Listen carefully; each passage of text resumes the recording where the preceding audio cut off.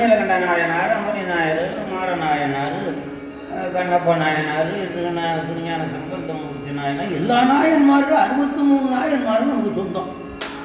இவங்கள்ட்ட இல்லையா?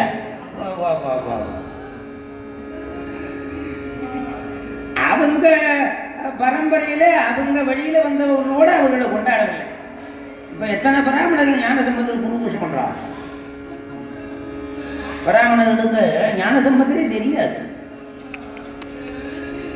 குரு பிராமணர்கள் ஞான சம்பந்தரை பற்றி தெரியாது. இப்ப நம்ம ஞான சம்பந்தரை கொண்டாடுறோம், தெரியுமா? அதனாலே ஞான சம்பந்தரோடு நாயன்மார்களோடு நாம் உறவு வைத்திருக்கிறோம் என்றால் சிவபெருமான் நமக்கு ரொம்ப சொந்தக்காரனாயிடும்.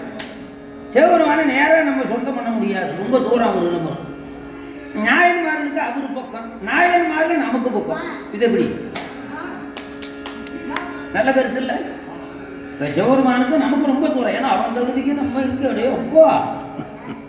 அதனாலே நமக்கும் சிவபெருமானுக்கும் ரொம்ப தூரம்.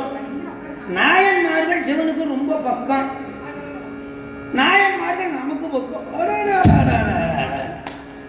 அது நம்ம நாட்டில் தான் நாயன்மார்களே அதிகம், நம்ம நாட்டில் தான் நாயன்மார்கள். அதனாலே அவர்களை வணங்குவதனாலும் வாழ்த்துவதனாலும் அவருடைய தினத்திலே அவர்கள் விழா கொண்டாடுவதனாலும் அவர்கள் சந்தோஷத்தை அடைவார்கள். அவர்கள் சந்தோஷத்தை அடைந்து என்ன பண்ணுவாங்க? மாரநாயனார் சிவபெருமான்கிட்ட சொல்லுவார், இந்த மாதிரி இந்த கூட்டமெல்லாம் எங்களுக்கு சொந்தக்காரங்க, அதனால இவங்களுக்கு எல்லாத்துக்குமே அருள் கொடு சாமின்னு சிபாரிசு பண்ணுவார் நாயனார். யாருக்கிட்ட? பாலகோட்டாம் பாட்டையும் கடம்போன எதிர்கிட்டையும் சொல்லுவாங்க. சிபாரிசு தான் உங்களுக்கு முக்கியம். இப்போ மந்திரி கிட்டே ஒரு ஆள் நமக்கு வேண்டிய ஆள் சிபாரிசு பண்ணான்னு வச்சுக்கோ, மந்திரி நம்ம சொல்ல முடியும். சிபாரிசு பண்ற ஆள் தகுதியுடைய ஆளா இருக்கணும். அந்த மாதிரியாக நாயன்மார்கள் மூலமாக சிவனருளை எளிதிலே பெறலாம்.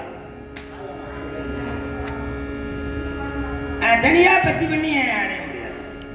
இப்ப சிவபக்தி மாத்திரம் பண்ணுகின்றவர்கள் உலகத்தில் இருக்கிறாங்க. சிவபக்தி சிவனை மாத்திரம் முடிவு நாயன்மார்கள் அடியாருன்னா தெரியாது. அடியாளத்திலே பத்தி பண்ணவில்லை ஆனால் அவனுக்கு சிவன் அருள் கிடைக்காது. அடியாளத்திலே பத்தி பண்ணவில்லையானால் சிவன் அருள் கிடைக்காது. சிவனை பத்தி பண்ணாமல் அடியார்களை பத்தி பண்ணினா சிவன் அருள் கிடைக்கும். சிவனை பத்தி பண்ணாம இல்லை, ஒரு உண்மை போட்டு போறான்னு வச்சுக்க. அடியாளத்தில் அதிக பத்தி, அடியாளத்தில் அதிக பத்தியா இருந்தால் சிவன் அருள் எளிதாக கிடைக்கும். எங்க என்ன காரணம்? சிவன் அடியாருக்கு உள்ளே இருக்கிறார். சிவன் அடியாருக்கு உள்ளே இருக்கிறார். சிவனுக்குள்ள அடியார் இல்லப்பா, நல்லா தெரிஞ்சுங்க. சிவனுக்குள்ள அடியார் இல்லை, அடியாருக்குள்ள சிவன் உண்டா இல்லையாது? சிவனுக்குள்ள அடியார் கிடையாது, அடியாருக்குள்ள சிவன். விரும்பு அடியார் உள்ளத்துள்ளாய், விரும்பு அடியார் உள்ளத்துள்ளாய்.